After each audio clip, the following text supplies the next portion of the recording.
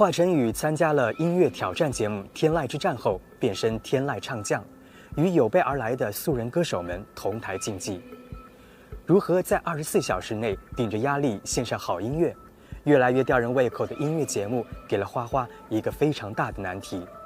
这个节目最吸引我的其实是，它是可以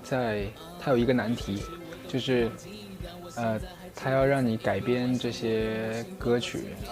而且拿到这些歌都是陌生的，甚至可能就是你完全没有听过的歌，你要在24小时把它改编了。其实这个是很吸引我的，因为，我也想看一看我到底有没有这个能力，能够在24个小时之内把它给做好。对，我碰到滑板鞋就是很崩溃，一个是滑板鞋，一个就是那个《西游记》，对，就是我在碰到滑板鞋跟《西游记》的时候，其实我心里面就很没有底，对，就是因为我一拿到这首歌，其实，在知道这首歌的当下，我其实脑袋就开始在转了，就是在想怎么来改编了，已经没有在录节目的状态了。对，就是，所以我其实就是很没有底气，然后不知道自己能不能做到，然后就会逼自己，真的是把自己逼到了极限。其实还好，就是我自己就是，因为我其实一直都知道自己有几斤几两，对。所以其实像我最早期在参加那个选秀，最早期参加那个选秀节目出来的时候，我在选秀里面，其实并没有太多的去展现我创作的这一部分，对。然后，但是我其实一直会创作，对，就是只是说我觉得那个选秀节目就是我唱好歌就可以了，它也不需要你一定要去突出这个创作东西。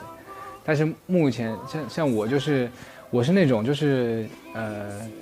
你给我挑战，我如果接受了，那我必然会去挑战的那种。所以说像天籁之战它是我没有办法，就它逼着我得去创作，因为我的时间有限，再加上时间有限的话，我要改编我要把它在这么短时间内变成我的东西，必须得重新创作，所以我也是没办法。但如果要是这个节目要是纯唱歌的话，可能我也不会去告诉大家我会这些，就是这个东西就是我自己的一个个人的一个小的能力而已，就是说它也不是说我一定要天天把它拿出来去告诉大家的那种啊。在音乐里，华晨宇认真又谦逊，新生代的眼界、胆识、能力令老将们忍不住感叹。而在现场的花花，那股天下唯我独尊的自信，又仿佛在向你宣誓，他就是为舞台而生的。因为其实我自己创作是需要一个，我需要一个独处的空间，对，我必须得有这么一个空间，然后，而且小黑屋我喜欢它是因为它没有光，对，然后然后那个人在看不见的时候，听觉会变得很敏感，对，所以这个时候可能我的灵感会更多一些，然后对，主要就是灵感会多一些。其实我做到大部分都是，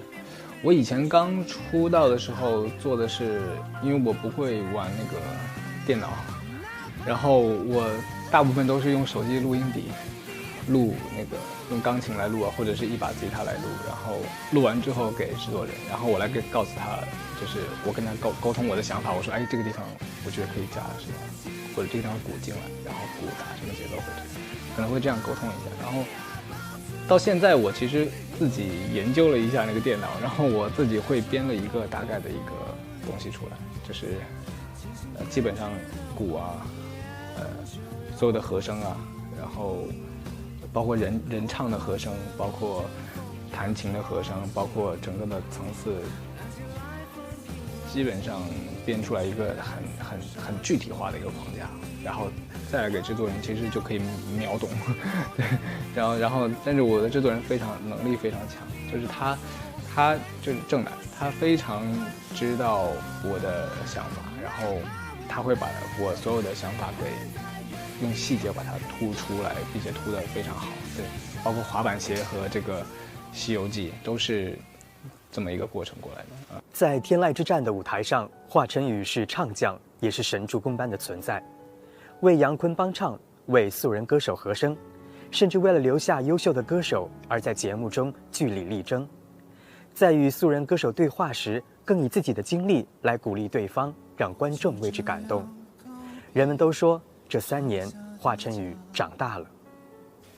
首先一定要自信，对，就是你要相信自己的能力，相信自己的音乐，然后像小乔那一期他唱我的那个我管你，就是我其实当时就有跟他说，我说一定要自信，就是因为他当时很担心那个我管你这首歌里面有大合唱，那个就会引领观众一起唱大合唱，小乔有点担心，怕现场观众不愿意配合他。那其实当时我就有跟他说要自信，就是你必须打开自己。当你自己自信的时候，就台下自然而然就会被你感染到。就像其实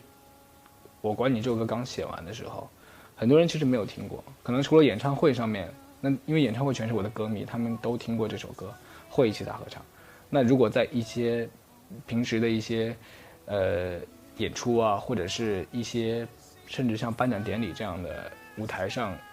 台下坐了很多不只是我的歌迷的观众，然后那其实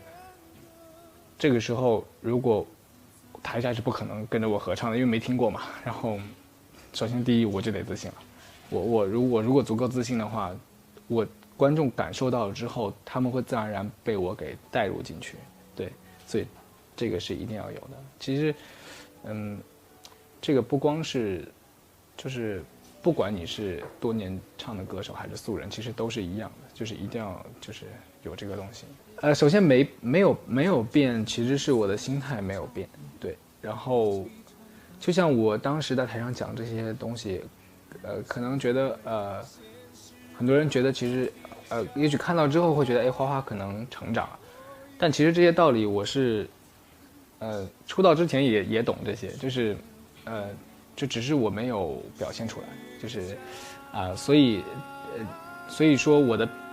我没变的是心态，但是我变化了呢，就是我在很多时候我可以放开自己来去表达自己内心的东西。你像我以前录节目啊，或者是采访也好啊，其实我不太擅长去表达自己的想法，对。然后像现在我就就是心里面想了什么，当时就可以说出来。然后当然也有在学习，就是也这3年来其实有在去学习，就是如何更好的跟人交流，对，就是然后但是最主要的还是我放开了自己的心。看穿编织里的谎话，别让我的真心散得像沙。如果有一天，如果要让你改它的样子，这首歌真的很美。对，我要是改那个痒的话，我可能会把它改的。应该也会很骚，但是是另一种骚骚的感觉。然后，因为我唱有一些歌曲在台上，我